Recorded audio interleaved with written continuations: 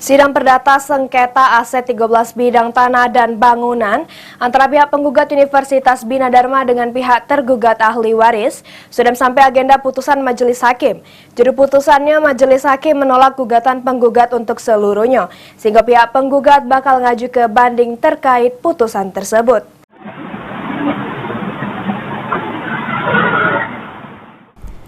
Sidang perdata juru sengketa aset 13 bidang tanah dan bangunan Universitas Bina Dharma oleh pihak penggugat Yayasan Universitas Bina Dharma Palembang sama tergugat selaku ahli waris. Ini sudah sampai tahap akhir sidang putusan di Pengadilan Negeri Palembang 1 September 2023.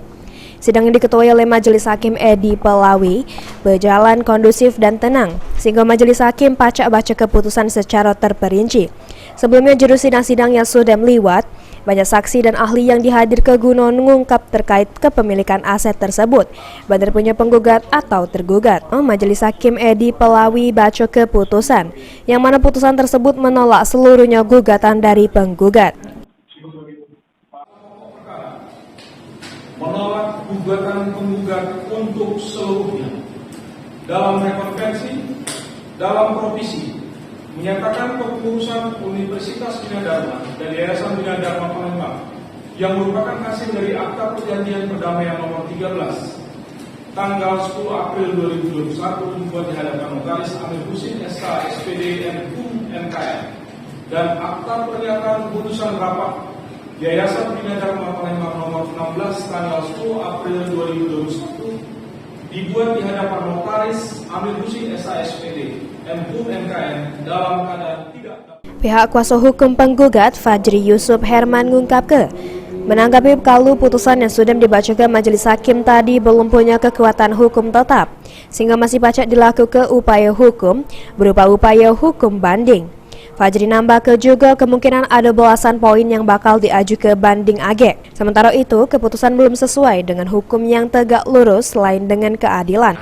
Jadi kami dapat menyampaikan dua hal saja pertama ini, yaitu bahwa putusan pada hari ini dibacakan belum berkekuatan hukum tetap.